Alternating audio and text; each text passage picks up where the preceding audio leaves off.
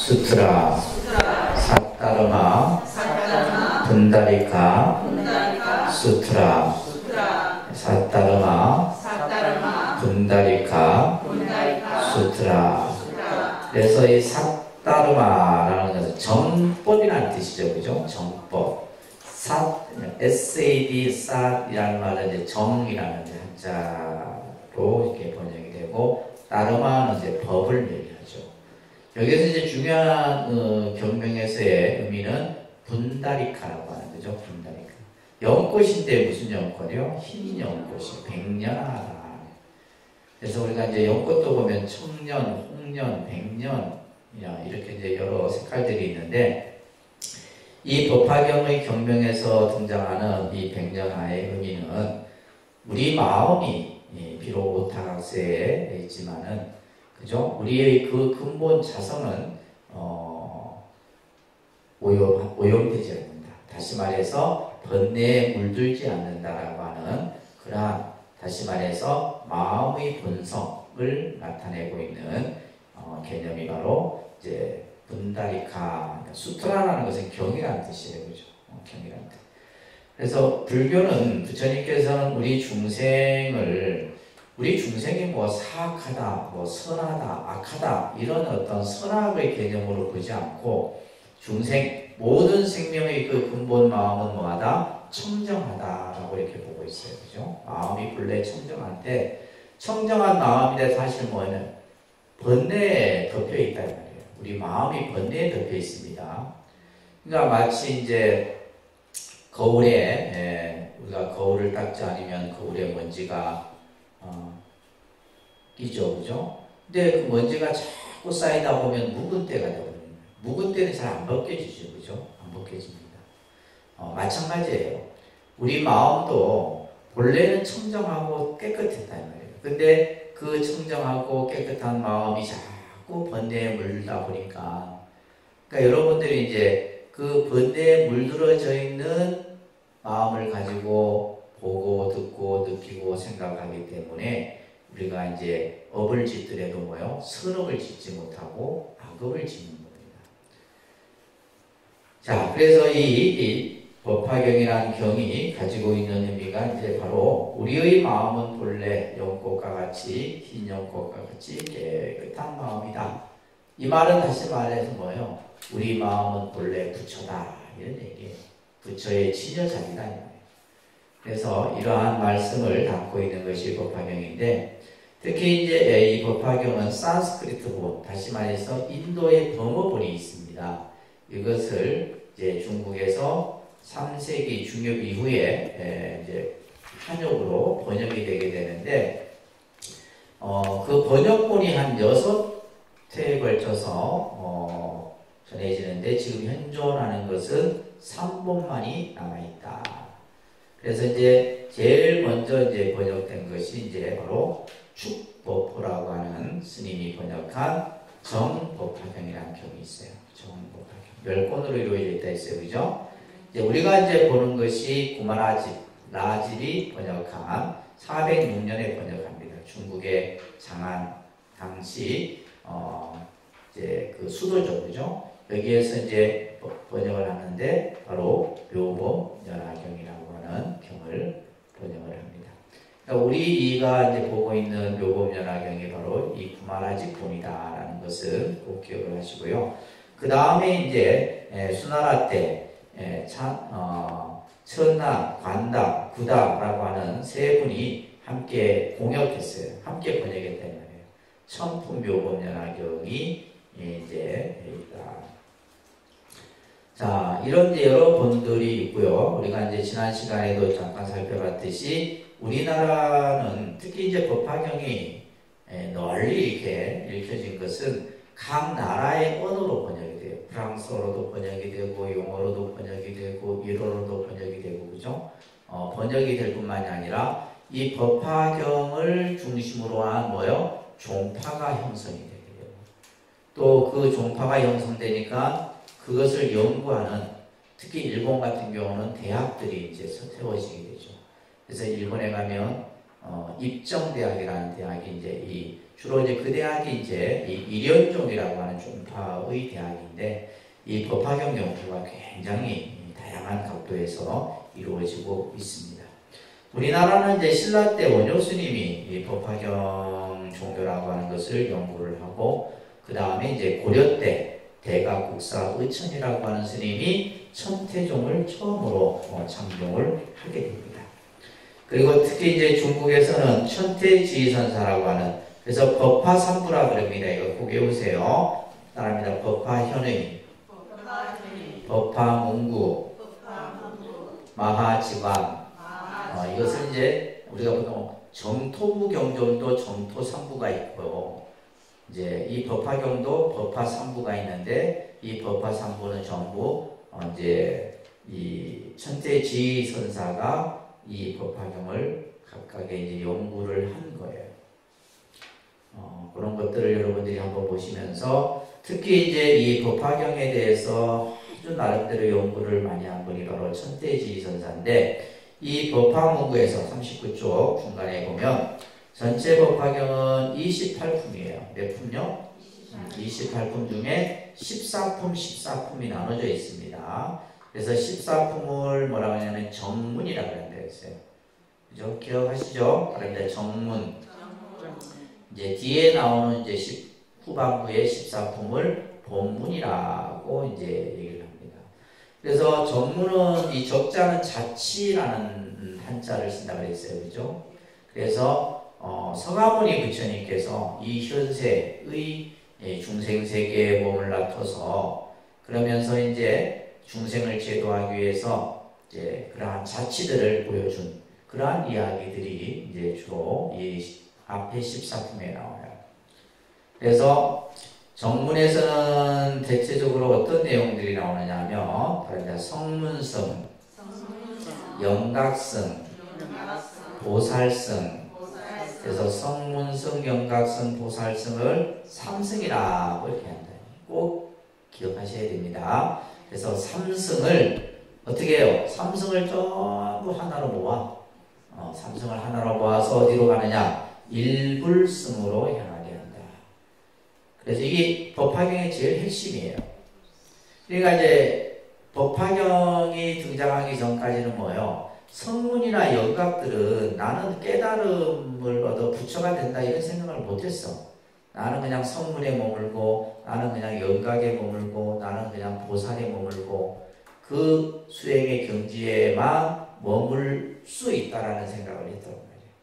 근데 이제 이 법화경이 딱 등장하면서 뭐예요? 모든 것을 다 하나로 어우러져서 어디로? 일불승으로 향하게 하는 이 사상을 회삼귀일 사상이라 이거 꼭 기억하셔야 됩니다. 회삼귀일 회삼귀일 사상을 얘기하고 있다. 어디에서? 정문에서. 그죠? 앞에 14품에서 얘기를 하고 있고 본문에서는 이제 뭘 얘기하냐면 부처님의 영원성을 얘기해요. 부처님의 그러니까 예를 들면 우리가 그렇기 때문에 불교는 따로 뭐 부활이다 뭐 부처님이 뭐 예를 들면 돌아가셨다 뭐 이런 표현은 없어요. 부처님은 이 세상에 오기 전에도 이미 부처였고 성아모니 부처님이 육신의 몸을 버렸지만은 또한 법신의 모습으로 영원히 존재한다라고 하는 법의 영원성을 이 법화경 후반부에서 얘기를 해요. 그래서 39쪽 끝에서 넷째 줄에 보게 되면 진실한 부처님은 법신을 얘기해요. 진실한 부처님은 뭐다? 법신. 우리가 이제 법신불은 형상이 없습니다. 원래 형상이 없는데 이제 우리 독림선언은 뭐예요?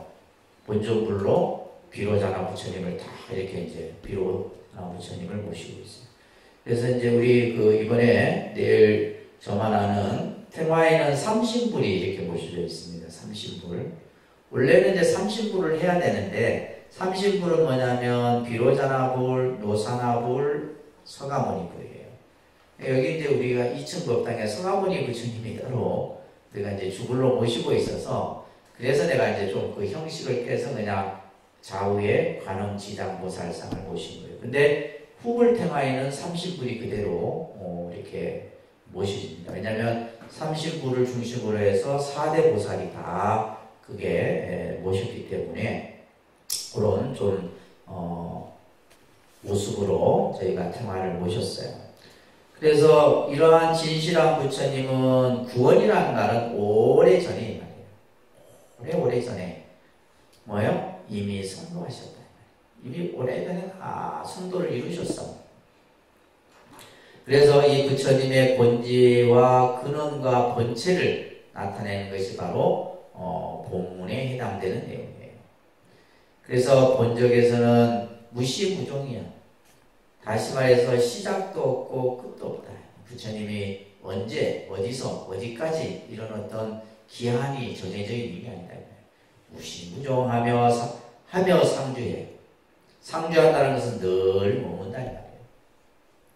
그래서 서양 종교는 부활을 얘기하고 막 이제 강조를 하지만 부활을 강조하지만은 불교는 뭐요? 부처님은 이미 과거에도 부처였고 또 그죠? 미래에도 이미 부처다. 그래서 우리가 이제 그러한 시간의 개념 속에서 과거불, 현재불, 미래불로 이렇게 설명하지만은 그것 또한 뭐다? 전부 법신의 모습에서 보면 다 하나다. 그래서 상주하여 멸하지 않는 존재, 바로 법신불이. 그래서 서가모니 부처님이 법신이고 법신불이고 서가모니 부처님이에요. 그렇잖아요. 예를 들면 내가 지금 이제 내가 법신이야. 근데 예를 들면 그림자에 비춰진 모습들, 이거 화신이죠, 그죠? 내 그림자가 여러 개. 그러면 나하고 내 이 본체하고 그림자가 달라요? 같은 거잖아요. 같은 거. 그래서 내 모습이 비춰진 것이 바로 뭐예요? 비춰진 모습들이 화신이야. 그러니까 화신은 눈으로 보여지는 거예요. 그래서 서가모니 부처님은 굳이 일부러 중생을 제도하기 위해서 중생의 몸으로 놔둔 거예요.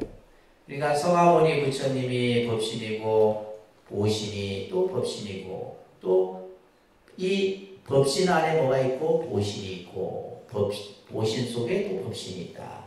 이걸 여러분들이 이제 교리 공부할 때 바로 삼신일체 사상이라고 해요. 무슨 사상? 그러니까 불교는 전부 하나예요. 하나. 불교는 하나입니다. 굉장히 뭐가 아주 그냥 광대하게 이렇게 설명을 하지만 결국은 다 하나의 이치로 돌아오는 거예요. 하나의 이치로. 그래서 화엄경에 보면 우리 법성계 구절에 보면 법성원용 무이상이다. 법성 그 진여의 자성 성품은 원용해서 두 가지 모습이 아니다. 그러한 설법들이 우리가 설해 주죠. 그래서 법신불이 중생을 구제하기 위해 뭘로 나타나? 응신불은 화신불입니다. 바로 중생을 구제하기 위해서 응신불이 뭐가 된 거예요? 속존이 된 거예요. 서가모니 부처님이 된 거예요. 그러니까 서가모니 부처님과 법신불이 서로 다르다 다르지 않다? 같다. 아시겠어요? 같은 거예요. 아미타 부처님이 법신이고 그 법신불 안에 아미타 부처님이 계시는 거고 약사일의 부처님이 있는 거예요. 그러니까 예를 들면 우리가 뭐 어떤 부처님이 더 위고 아래고 높고 낮고 이런 거 있어요? 없어요? 없습니다. 불교에는 그런 게 없어요. 전부 그 진여의 법신 자체로서 설명을 하는 거예요. 그래서 여기서 말한 것처럼 상주하여 멸하지 않는 존재, 항상 머물러서 없어지는 것이 아니에요. 없었다 생겨났다 이런 게 아니라는 말이에요. 그 분이 바로 누구예요? 법신불인데 이 법신불이 중생을 구제하기 위해서 응신불로 화신불로 속존이 되어서 이 세상에 출현해서 법을 수행하는 거예요. 그래서 법화경 TV에 보면 보용보살도 나오고 관세음보살 나오고 보살들도 나와. 보살들이 이 보살은 뭐예요? 부처님을 대신해서 중생을 또 제도해주는 그러한 역할을 하는 이들이 바로 보살이다. 그래서 전문에서는 응신불로서의 속존의 교소를 가르쳐요. 다시 말해서 그러니까 앞에 나오는 전문은 서가모니 부처님의 얘기가 나와요. 아시겠죠? 그리고 이제 본문에 가서는 뭐예요? 응신불의 본체는 누구예요? 법신불이라는 거예요. 그 법신불을 우리는 근원불이다라고 얘기하는 거예요. 말이 어렵죠? 공부를 이 정도 법화경 공부하려면 한 10년은 공부해야 돼. 그래서 음신불의 본체인 근원의 근원불을 설하고 있는 거예요. 그래서 이것은 서가모니 부처님이 구원의 부처님을 임을 나타내는 거예요. 이미 과거에 오래전에 부처 있었고 현세에도 부처고 앞으로도. 그러면 미래불과 서가모니 불이 다르냐? 아니에요. 안 달라요. 똑같습니다. 전부 똑같은 거예요. 이 얘기를 어디에서 하고 있냐? 법화경에서 하고 있습니다. 이 얘기를 여러분들이 이제 경을 이제 보면서 하게 되면 또 이제 다른 내용인 거죠. 그죠? 자, 그래서 이제 이러한 법화경이 전체 이제 각 그 종파마다 중요하게 여기는 품들이 있어요. 그죠? 그래서 천태종에서 중요한 4가지 품이 있고 또 일연종은 일본 계통의 이제 법화종 종파입니다. 그죠? 그래서 이 일연종에서 또 나눠진 것이 남묘회랑계교고 또 또 여기서 또 나눠지는 게 있어요. 또 나눠지는데 예를 들면 우리가 지금 기독교에서 뭐 JMS처럼 영어로 표기를 해요. 영어로 표기하는 종파가 있어요. 우리나라에 들어와 있습니다. 들어와 있는데 지금 내가 생각이 안 나요. 맨날 이게 자주 부르지 않으니까 생각이 안 나요. 그 본부가 어디에 있냐면 마산에 있어요. 마산에 있습니다. 그래서 이러한 종파들이 그러니까 일본 종파지 사실은 일본 종파인데 또 우리 한국 신도들이 또 그게 가 또. 아무튼 이게 전부 일연종에서 나온 종파들이에요. 그래서 이제 우리가 예를 들면 이제 특히 이 천태종, 우리나라 천태종 같은 경우는 그러니까 이 지금 우리가 그 천태지선사가 만든 천태종이나 고려 대각국사가 만든 천태종이나 지금 우리나라의 현재의 천태종은 좀 달라요. 결이 다릅니다. 다른데 그들이 이제 천태종이라는 종명을 쓰고 있기 때문에 뭘 해요? 주로 신앙은 관음신앙이에요. 그래서 그 사람들은 관세음보살만 해요. 관세음보살. 그리고 그들이 중요하게 여기는 경이 바로 관세음보살 보문품이에요. 아시겠죠? 그래서 천태종 말씀에 전부 관세음보살밖에 안 합니다. 전부 관음기도 하고 관세음보살 보문품 독송하고 그래요. 자, 그러한 내용들이 있고 41쪽에 보시게 되면 이러한 이제 법화경을 연구하는 학자들이 다양합니다. 이런 학자들에 의해서 이러한 이제 품수를 이제 가지고 분류를 했는데 제1서품에서부터 제9번째 수학무학 인기품까지를 어떻게 지금 분류를 했냐면 여기에서는 이제 서가모니 부처님의 설법을 누가 듣고 있냐면 성문이 듣고 있어요. 성문. 그러니까 성문은 이제 부처님의 10대 제자들을 비롯해서 당시 이제 우리가 예를 들면 금강경에 등장하는 1250명의 제자들 이런 제자들이 전부 성문에 해당되는 제자들이에요. 그래서 이제 10대 제자를 비롯해서 이러한 성문 제자들이 이제 부처님의 설법을 쫙 듣고 있어요. 근데 이러한 설법을 들으면서 뭐예요? 성불의 숙이라는 것 내용이 나와요. 성불의 숙이. 그래서 미래에 부처가 될 것이다 라고 하는 예언을 통해서 뭐예요? 중생의 구원을 약속을 받게 되는 거예요. 그래서 이제 이 법화경은 숙이에 대한 내용이 많이 나온다 했습니다. 그죠? 숙이에 대한. 그래서 제가 이제 이 숙이에 대해 관심이 많아갖고 제가 석사 논문이 숙이와 관련된 이 논문은 내 논문밖에 없어요. 별로 다들 관심을 안 갖더라고. 근데 되게 재밌어요, 이 수기가. 그래서 제가 이제 이 법화경을 좀 봤죠. 이 수기 논문을 이제 쓰다 보니까 이 법화경을 좀 보았는데, 그러니까 수기에 대한 내용은 뭐냐면 암부 경전, 초기 경전에서부터 나와요. 왜냐하면 사람이 이제 초기 경전에서 나오는 이제 이야기들은 뭐냐면 죽음에 대한 두려움을 가지고 있어요. 그거는 아마 종교가 발생되기 이전부터 있었던 거예요. 그래서 부처님께 이제 제자들이 이제 죽음에 임박한 이제 출가 제자보다는 다시는 제가 제자들이 더 많이 부처님께 임종 법문을 듣는 거죠. 그래서 어떻게 보면 인류 역사상 가장 최초의 호스피스 역할을 했던 분이 부처님이에요. 호스피스라고 하는 요즘에 이제 그죠? 뭐 말기암 환자라든지 또 이렇게 이제 뭐 그런 암병동에 있는 이런 환자들이 이제 죽음에 임박해서 그 사람들이 뭐냐 공포를 엄청 느끼거든요. 근데 호스피스의 역할은 뭐요? 말 그대로 웰다잉할 수 있도록 편안하게 죽음을 맞이할 수 있도록 해줘. 근데 그런 내용들이 안보 경전에서 나오더라고요. 그래서 이제 이 원래 이 수기의 옳은 개념은 뭐냐면 죽음에 대한 예언이에요.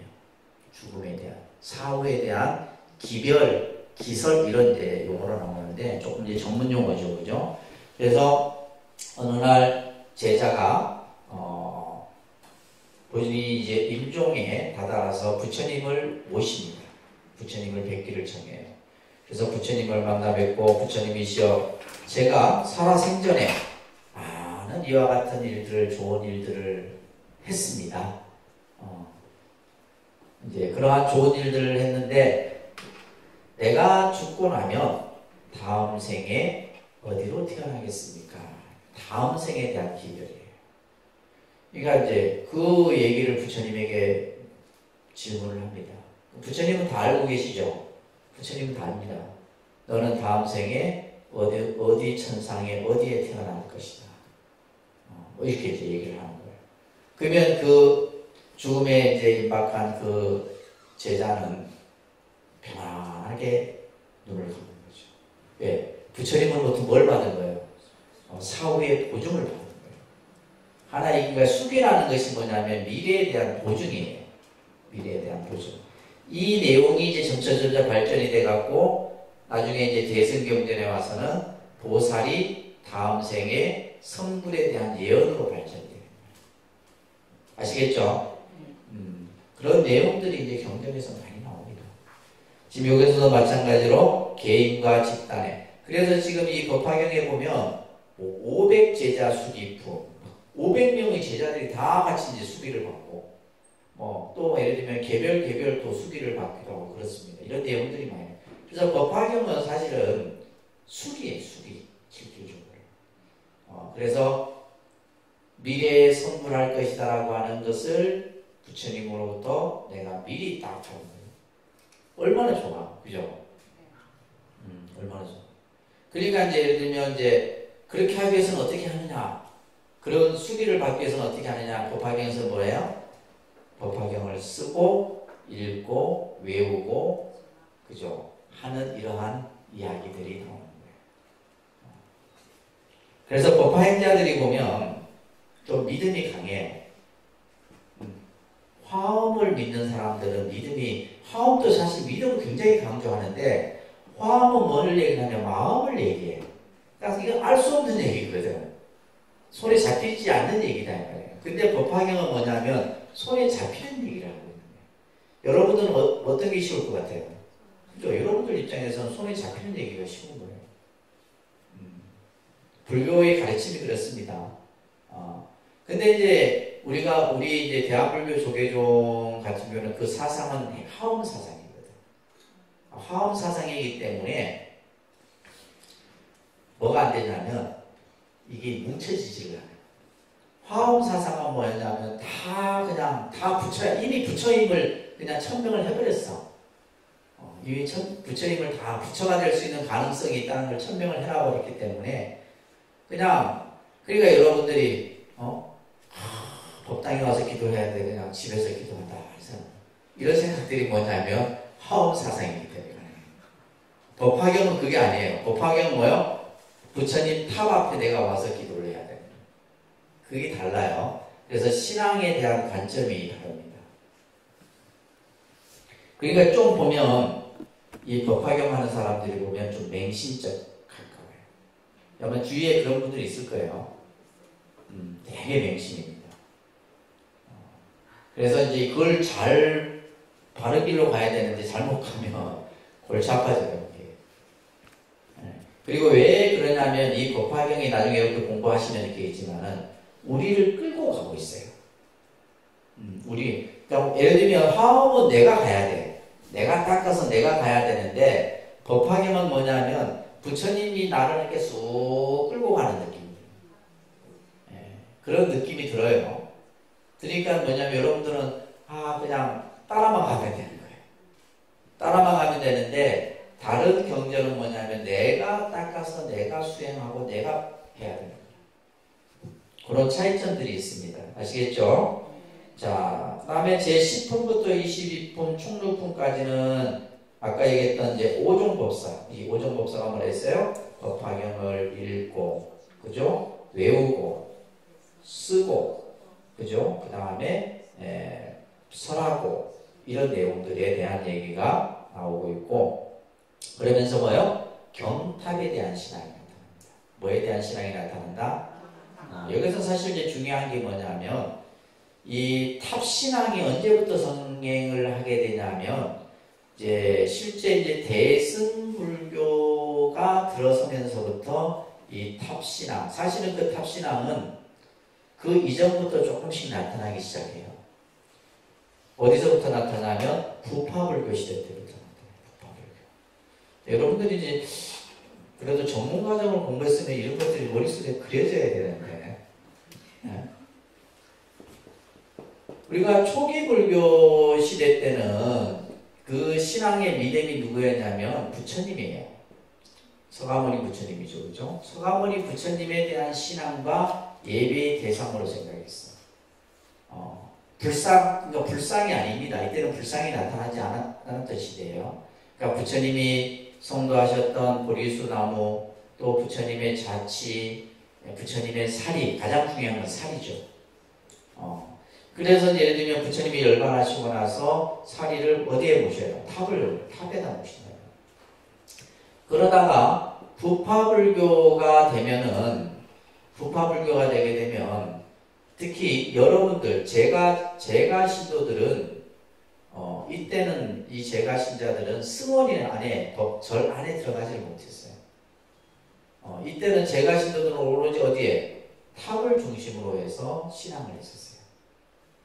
탑을 신앙으로. 그러다가 이제 대승불교에 들어오면서 이러한 탑 신앙을 제일 강조했던 경전이 바로 법화경이에요.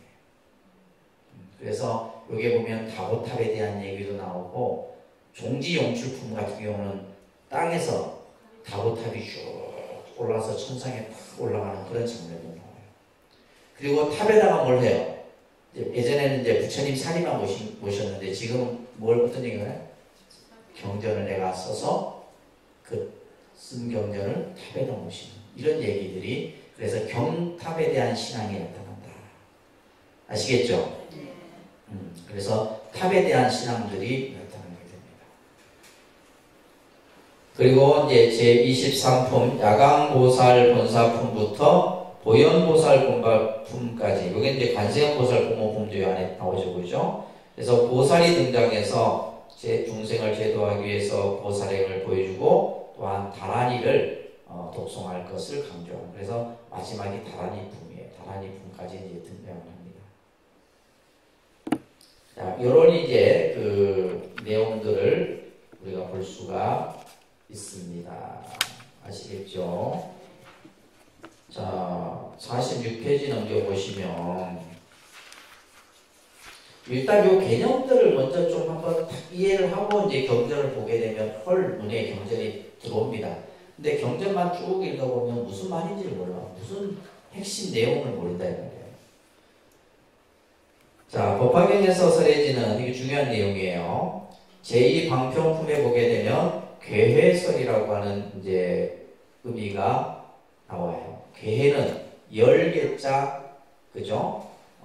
알해자예요. 열어서 알게 한다. 중생들로 하여금 뭐요? 부처님의 법을 쫙 열어갖고 그 모든 법을 듣는 이들로 하여금 이제 깨달음의 길로 들어갈 수 있는 그러한 깨달음을 알게 해주는 내용이 나와요. 자, 여기에서 이제 수행이 이야기가 나옵니다. 그러니까 팔정도, 영기법, 육바라밀. 자, 여기서 나오는데 바로 지금 팔정도는 누가 닦는 수행이에요? 성문이 닦는 수행이에요. 성문의 단계에 있는 이들.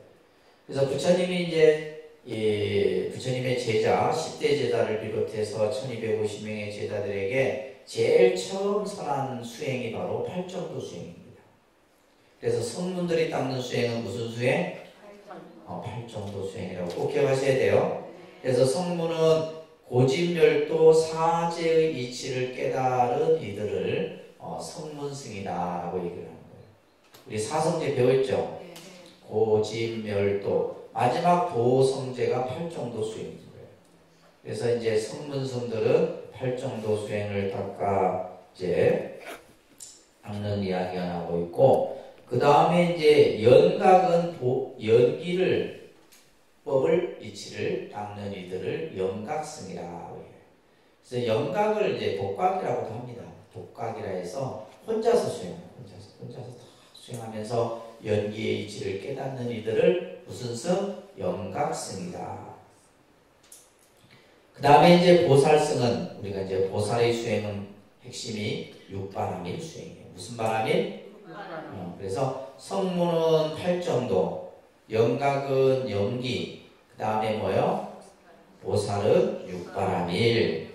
이러한 수행을 가지가지로 세 가지로 차별을 하였으나 이렇게 이제 닦는다라고 우리가 알고 있다면, 근데 법화경에서는 뭐요? 이것을 일승을 강조함으로써 성문, 연각, 보살이 서로 차별이 없다는 것을 얘기하는 내용이 바로 이 개설이에요.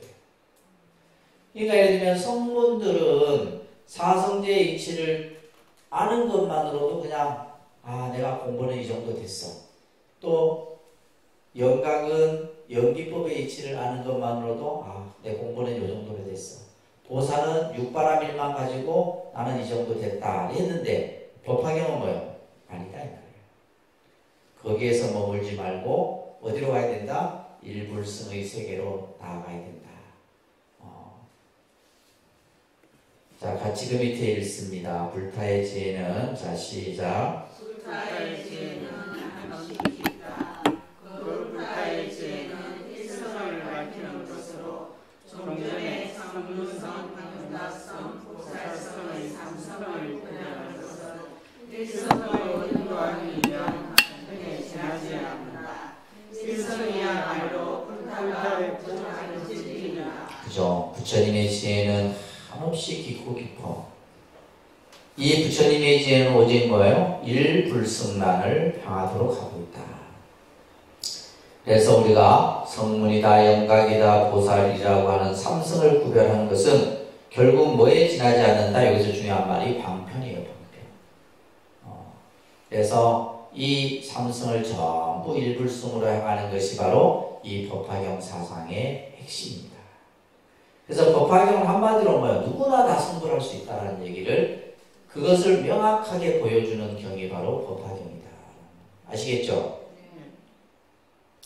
그것을 구체적으로 그냥 손에 잡히게끔 해주는 거예요. 아까 얘기했듯이 화엄경은 뭐예요?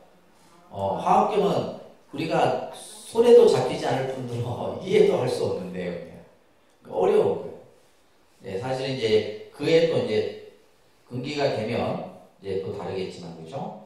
그래서 삼승이 일승으로 귀착한다는 여기서 어떤 의미가 있다? 통일의 의미.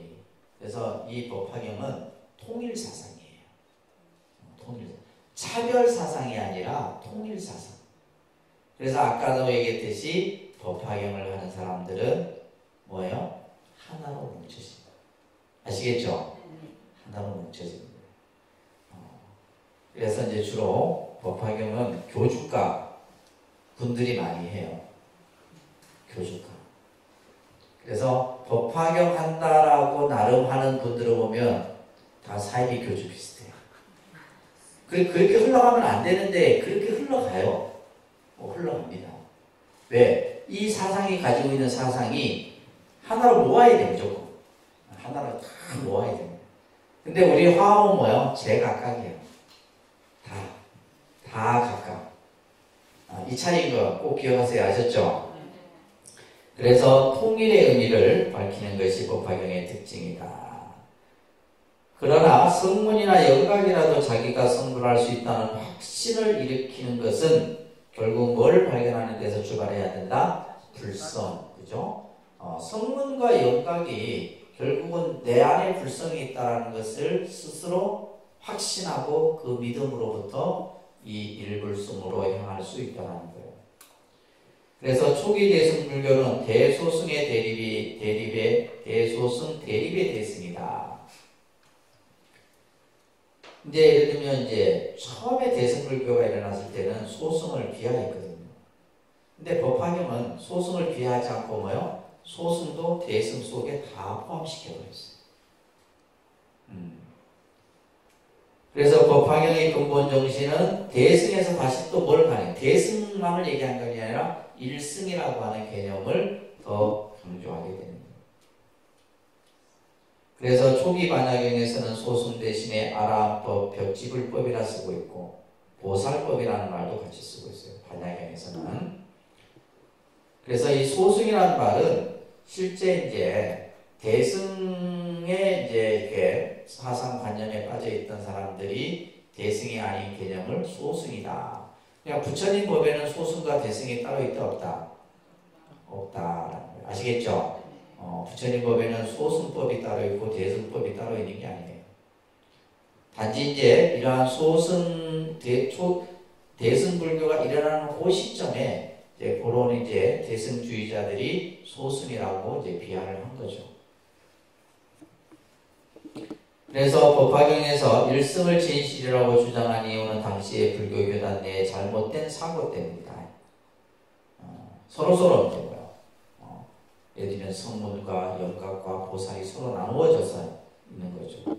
그래서 일승을 알지 못하고 삼승 즉 성문, 영각, 보살승이 진실이라고 믿는 부류가 상당히 결정적 세력을 가지고 있었기 때문입니다. 그러니까 예를 들면 성문은 성문승, 영각은 영각승, 보살은 보살승 하면서 막 각기 이제 서로가 이제 자기 세계만을 주장하는 거예요. 그러던 것을 이 법화경이 뭐요? 하나로 전부 합하는. 그래서 방평품에서는 이런 설법을 하고 있죠. 말합니다. 여러 부처님이 증득하신 바 법에는 무량한 방편력으로 중생을 위해 설한다. 시방불국도 가운데 오직 일승법만이 있을 뿐 삼승도 삼대도 없다. 있다면 방편설이 있을 뿐이다. 이제 방편품에 나오는 아주 핵심 내용이에요. 그래서 부처님이 등극하신 바 법에는 그 진리에는 뭐요? 그 진리라고 하는 것은 결국 방편력으로서 중생을 위해 가지로 설하는 것이다. 중생들을 알아듣기 쉽게 또 중생을 제도하고 중생들이 깨달음의 길로 이르기 위해서 방편의 힘으로 중생을 위해 설한다. 그래서 일승법만이 있고 삼승도 삼대도 없다. 다만 있다면 뭐다? 방편설이 있다. 그래서 이제 이 법화경을 공부하기 위해서는 또 하나 중요한 것이 방편이라고 하는 개념이에요. 방편설이라는.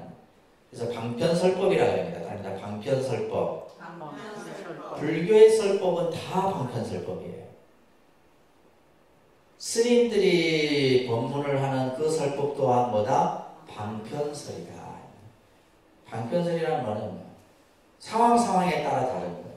듣는 사람에 따라 달라요. 듣는 사람이 이 사람에게는 이렇게 설하고 저 사람은 알아듣기 쉽도록 설하는 거예요. 그렇게 해서 그 듣는 사람으로 하여금 뭐요? 깨달음이 이르게 하는 그 방법이 전부 방편의 모습으로 나타나는 거예요. 그래서 사실은 부처님의 가르침이 84,000이라고 하는 이러한 이제 방대한 수의 의미가 뭐냐면 결국 방편설이라는 거예요. 84,000의 가르침이 전부 뭐다? 방편설이다. 무슨 설? 방편설이에요. 그래서 우리가 이제 예를 들면 법화경에 나중에 보면 방편시설이라는 말이 나와요. 방편설로서 중생들로 하여금 가르침을 펴는 겁니다. 그러니까 여러분들이 이제 자녀들을 잘 이끄는 것도 뭐냐면 방편을 잘 써야 돼요. 그죠? 방편. 어떻게 보면 채찍과 당근을 적절하게 써야 된다. 그런 것들이 이제 법화경에서 설해지는 겁니다. 그래서 법화경의 가르침은 오직 뭐다? 성불의 한 가지 길만을 가르친다. 오직 뭐만 가르친다고요? 성불이라고 하는 한 가지 길만을 가르치고 있다. 그래서 천태에서는 이것을 교일승이다라고 예를 합니다. 자, 그래서 전부 방편이에요. 불교는 전부. 그래서 맨 47조가리에 보면 삼승이란 방편이다. 성문 영가 보살이라고 하는 것도 결국 방편이에요. 방편으로서 삼승이 있는 거지, 오직 불교에는 뭐다? 부처님 법에는 일승법만이 있다. 그래서 이 법화경에서 제일 핵심된 중요한 구절이 48줄에서 해줍니다. 그러니까 모든 부처님이 방편력으로 일불승에서 삼승을 분별하신다. 이제 방편품에서 나오는 얘기예요. 모든 부처님께서 방편력, 방편의 힘으로 이 말이에요. 일불승만을 얘기하시는데 그 일불승을 방편으로 삼승으로 나누어서 설하고 계시는 것이다. 그래서 불교는 전부 방편설이에요. 그래서 예를 들면 이제 밑에 보면 성문은 사성제의 교서를 듣고 아라한과를 얻는 거고, 그죠? 영각과 격집으로 뭐요? 연기의 이치를 홀로 깨달아서 이제 깨달음에 머무는 이들이고, 또 보살은 뭐예요? 육바라밀을 통해서 성불의 길로 나아가는 거죠. 이거 한번 쭉 읽어보세요. 아시겠죠? 그 얘기를 다시 좀 세세하게 하고 있는 겁니다. 자, 두 번째는 이제 이승의 개념에 대한 얘기가 나와요. 이승의 개념. 이승의 개념도 여러분들 잘 이해를 하셔야 됩니다. 자, 앞으로 이제 법화경 본문에 가서는 뭐 성문, 영각 이런 얘기들이 계속 나와요. 계속 똑같은 내용으로 반복되게 나옵니다. 자, 보통 우리가 이제 성문과 영각을 우리는 이것을 이제 보통 소승에 비유를 하죠. 소승. 성문과 영각을 뭐라 한다? 소승. 그 다음에 보살을 뭐라 하고요? 대승. 이렇게 이제 비유를 합니다. 근데 아까도 얘기했듯이 성문 영각을 소승이라 하고 또 보살을 대승이라 하는 것은 누가 얘기한 거예요? 대승주의자들이 얘기한 거예요. 대승 사상가들이 그렇게 얘기를 한 겁니다. 예를 들면 부처님이 말씀하신 것이 아니라 대승 사상가들이 성문과 영각은 소승이고 보살은 대승이다. 이러면서 막 자기들끼리 싸우는 거예요. 근데 아까 얘기했지 법화경은 뭐요? 일불승이라는 개념을 통해 갖고 이것을 전부 하나로 이끌고 가는 개념이 나오는데, 이들의 궁극적인 목적은 뭐냐? 아라한과를 얻는 겁니다. 뭘 얻는다? 아라한과. 그래서 우리가 이제 보면 사양삭과라 해서 이제 금강경이 이제 초기 대승경전에 해당되는 경이라서, 왜 금강경이 초기 대승경전이라 했을 때 이 사양삭과 얘기가 나요. 아나함, 아라한, 그죠? 수다원, 수다함 이런 얘기 나오죠, 금강경에. 그 용어들이 나온다는 것은 이미 금강경이 이제 부파불교에서 대승불교로 넘어가는 초기의 시점에 경전이다라는 것으로. 그래서 우리가 보통 이제 반야부 경전이 초기 대승경전이죠. 그래서 법화경도 초기 대승경전이고, 이렇게 이제 우리가 학문적으로 그렇게 이제 구분을 합니다. 그래서 이 아라한과는 이제 최고예요, 최고. 수행을 닦아가는데, 지금 여기서 보면 예류과, 일례과, 불안과, 이게 예를 들면 수다원, 사다함, 아나함, 아라한 이렇게 되는 거예요. 수다원, 사다함, 아나함, 아라한 이렇게 되는데, 마지막 단계가 이제 아라한인데, 이 아라한은 다른 말로 무학이라고 해요. 아라한을 뭐라 한다고요? 무학이라고 보는 겁니다. 그러니까 더 이상 뭐요? 배울 게 없다. 그래서 이 무학이라는 말이 있고 유학이 있어요. 무학의 반대는 뭐가 있다? 유학. 아직 배워야 될 게 남아있어. 유학. 그러니까 예를 들면 지금 수다원, 사다함, 아나함, 이 세 관은 유학이에요. 유학. 아직 배워야 될 단계가 남아있는 거예요. 그래서 이제 성문사과도 이것을 성문사과라고 합니다. 성문사과라고 얘기하는데, 하나님과 수다원, 사다함, 아나함, 수다원, 사다함, 아나함, 이것을 성문제 사과 중에서 아까 이제 마지막 무학은 뭐라 그랬어요? 아라한, 아라한이라고 그래요. 그래서 수다원, 사다함, 아나함은 아직 배워야 될 게 남아있는 유학의 단계예요. 그리고 마지막 최고의 단계가 아라한의 단계예요. 그러니까 무학은 뭐 더 이상 배울 게 없다. 그래서 이제 초기 아한부 경전에서는 부처님을 아라한이라고 그랬어요. 부처님을 아라한이라고 표현했어요. 이 아라한을 다른 말로는 응공이라고도 번역합니다. 응공. 그래서 부처님 10대 명과 가운데 응공이 있죠. 응공. 응공. 그래서 부처님을 아한부 경전 같은 데서는 아라한의 그러한 표현으로도 설명을 합니다.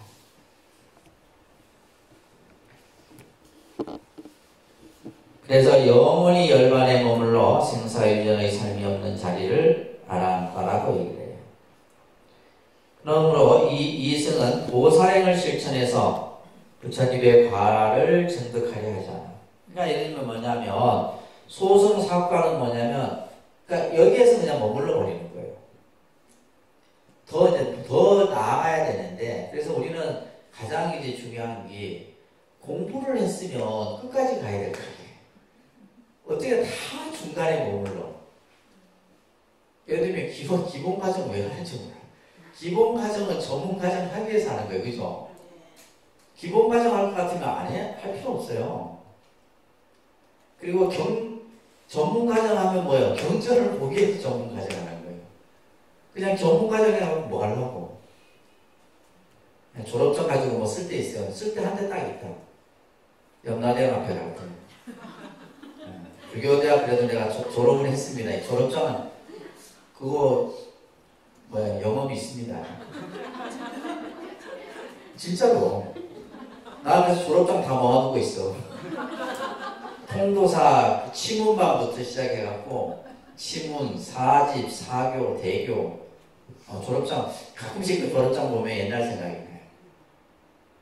35, 6년 전에 그죠? 처음 출가해갖고 딱 졸업장 보면 그런 생각이 들더라고요. 그래서 이 응공이라고 하는, 그러니까 결국은 뭐냐면 중간에 머물러 버리면 안 돼요.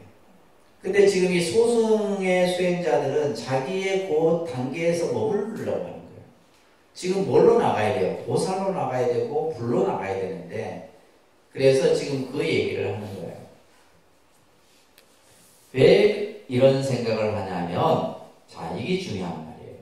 스스로 뭐다? 성불이 불가능하다고 주장을 하는 거예요. 나는 성불할 수 없어. 아이고, 내가 어떻게 부처가 돼? 아이고, 나는 그냥 수다원으로서 아나하면서 그냥 만족하지. 내가 어찌 부처님이 될 수 있어? 이 생각을 하는 거예요. 이 생각이 어리석은 생각이죠. 그죠? 그래서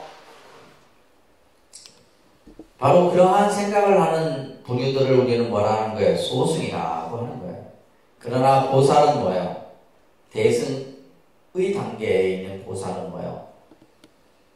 그죠? 성불하려고, 그죠? 부단히 실천행을 닦아가는 이들을 우리가 보통 대승이다라고 얘기를 하는 거예요. 자, 여기에서 이제 중요한 것은 법화경에서는 소승과 대승을 어떻게 하고 있어요? 모두 긍정하고 있다는 게 중요한 내용이에요. 그러면 법화경이라는 경전은 소승은 너희들은 성불할 수 없어, 이게 아니라 너희들도 성불할 수 있다. 대승인 보살도 성불의 길로 갈 수 있다. 그러니까 소승과 대승을 다 긍정해서 그죠? 일불승으로 향하게 하고 있는 겁니다. 다른 대승불교 경전 같은 경우는 보면 좀 성문 영각을 폄하해요. 소승을 폄하한다는 거야. 소승을 그냥 우습게 생각해. 너희들은 낮아. 이게 생각해. 유마경 같은데 또 원각경 이런 경전들에서 그런 얘기들이 나와요. 근데 유달리 이 법화경은 뭐다? 소승과 대승을 차별하고 구별하지 않는다. 이런 특색을 여러분들이 좀 이해를 하셔야 됩니다. 아셨죠? 그래서 법화경은 성문과 영각의 이승들도 또한 뭐가 되는 거예요? 구제의 대상이 되는 거예요. 성문 영각만이 되는 게 아니고 법화경은 나중에 여인도 성불할 수 있다는 얘기까지 나와요. 그러면 법화경이 나오기 전에 법화경에서 지금 여인 성불에 대한 얘기가 나오기 전에 뭐예요? 여인은 성불할 수 없다. 여자는 성불할 수 없다. 이렇게 나와요. 여자의 몸으로는 성불할 수 없다. 여러분들 쓸 때 굉장히 기분 나쁘겠지만. 근데 이 법화경이 여인 성불의 얘기가 나온다는 게 굉장히 중요한 핵심적인 얘기예요. 뿐만이 아니라 악한 사람도 성불할 수 있다는 얘기예요. 예를 들면 악한 사람이 어떻게 성불해요? 그죠? 그래서 앙굴리말라라든지 대바다따의 얘기가 나와요. 앙굴리말라는 뭐냐면 99명을 죽인 살인자예요. 대바다따는 부처님을 죽이려고 계획을 했던 인물이죠. 이들까지도 뭐다? 성불의 길로 이끄는 것이 바로 법화경이에요. 그래서 이승도 성불할 수 있고 여인도 성불할 수 있고 악인도 성불할 수 있고 모두가 다 성불할 수 있다. 이 얘기를 하고 있는 겁니다. 아시겠죠? 네. 그래서 법화경이 대단한 경이에요. 오늘 여기까지만 하고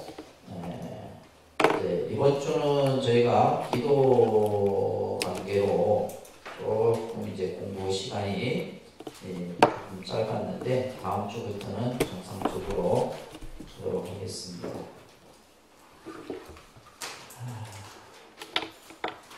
오늘이 24일이죠.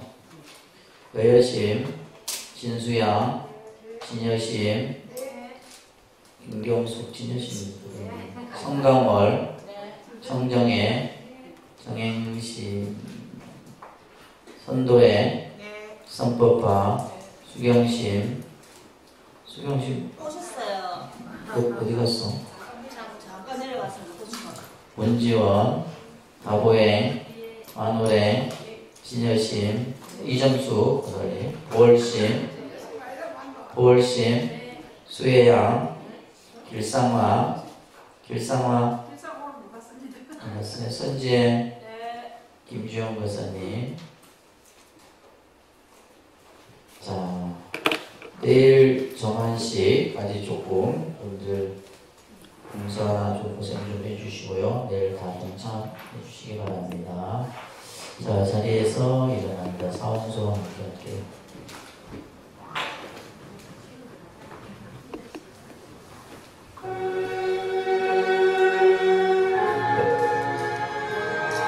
네, 사원 수업 끝나면 책상 좀 정리 좀 같이 해주세요.